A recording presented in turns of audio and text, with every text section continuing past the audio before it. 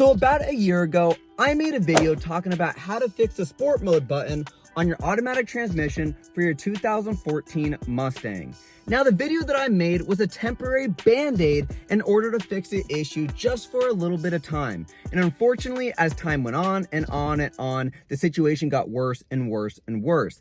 As you start taking apart more and more and more, you start breaking the plastic and it starts looking like shit, and you just start getting fed up with it, and it could potentially cause even bigger issues if you are using this automatic transmission sport mode button and you have it revving into high RPM so often to not, where whenever you're driving, it doesn't want to shift in the correct gear. And that gets really, really annoying. Today, we are here to fix that issue, and we're gonna be putting in a brand new sport mode button. Plastic! Now, you may be questioning, where the fuck did you get this? I ended up going to the pick apart and finding this off of another 2014 Mustang. Luckily, it was not taken, but everything else was completely scrapped.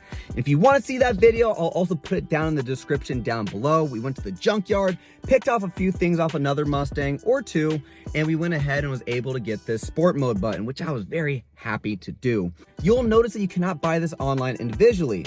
The question you may be asking is, why? Now, after doing some research in the pick apart, I ended up finding out that this end does not come like this from factory. There's actually a clip that sits at the bottom of it that also goes at the very bottom of this cover. And unfortunately, the way that the automatic transmission shifter works is that once you take off this button right here, there's a very little cavity that sits on the inside of this shifter to where you can't pull that tab out because the tab is too big. And the only way to get that out is if you were to drill a hole in there so you could fish the line down and around. In order for us to be able to replace that button, is we're actually gonna have to do a little bit of soldering, because if not, you're gonna end up having to just replace the entire shifter itself.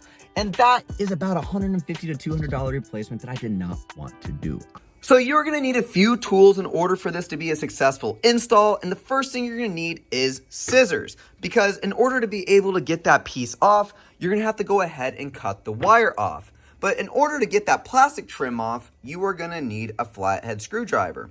Preferably a very small one, because you don't want to shove one of those fat things in there and end up just breaking your shifter. So a smaller one is preferable, considering that you can wedge into those tiny little spaces and be able to pop it right out. The next thing you're going to need is, once you get that cut and you have everything all connected with the soldering gun, your solder, and the cleaner, in order for this to be able to stick, you're going to want to go ahead and add a heat shrink on there, just so it stays nice and tight and you don't have any contact with any other metals that would cause that shifter not to work anymore. I also forgot to mention that it might be smart to use one of these wire crimps, because you want to be able to strip the wire off and make it to where you're not having to worry about cutting into it with the scissors or any silly shit like that.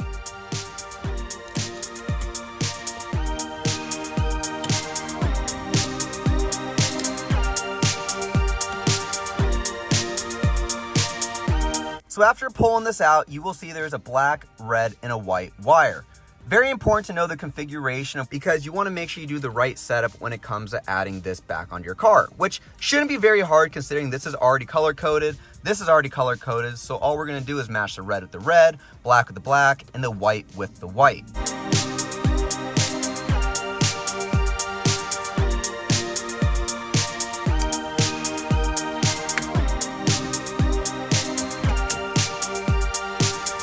Once you pull this cover off, you'll notice the wires are exposed on the back side that lead to the sport mode button. I ended up finding out that it was a lot more difficult trying to fight this little hole right here, trying to strip the wires, than it would be to pop this off, pull the wire out, snip it there, attach it together after you fish it through, and be done with everything.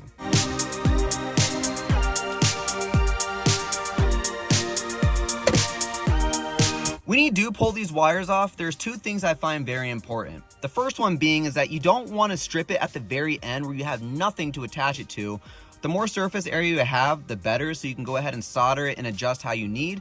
And the other thing too I like to do as well, so the wires don't fray up, is, as you can see, they're all over the place.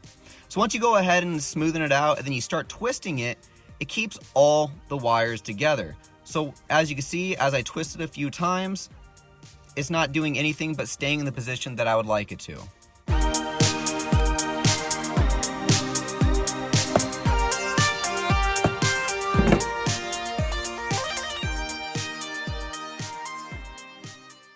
Really important that I do this because I feel like I forget this every time I do any sort of wiring job, and that is adding the heat shrink before I attach everything on there. So we're gonna do that now. Make sure we find the right size, slide it on there just so when that time comes, I don't get everything set up, all happy, then realize I forgot to put the heat shrink on.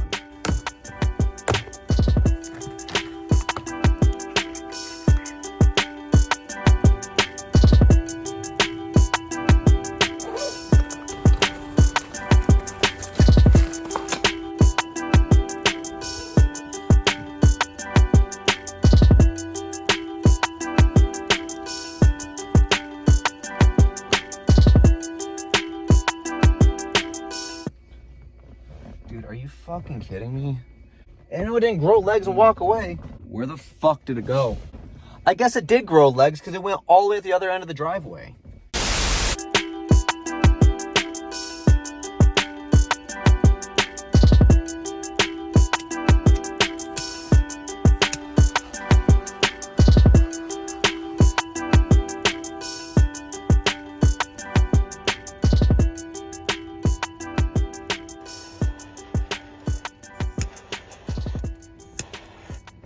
This took a little bit longer than expected, but I am happy with how the results of this turned out.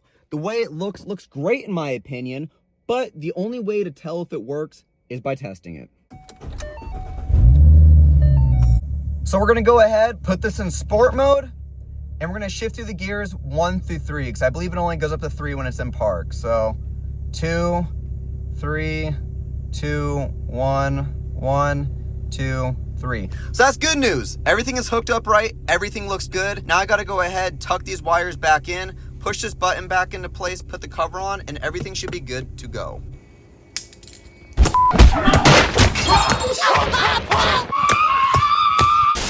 Overall, happy with how that turned out. If you guys enjoyed this video and you learned something out of it, leave it down in the comment section down below of any suggestions you may have for me or anybody else here in the near future. Thank you guys all so much for watching today's video, and I will see you guys in the next one.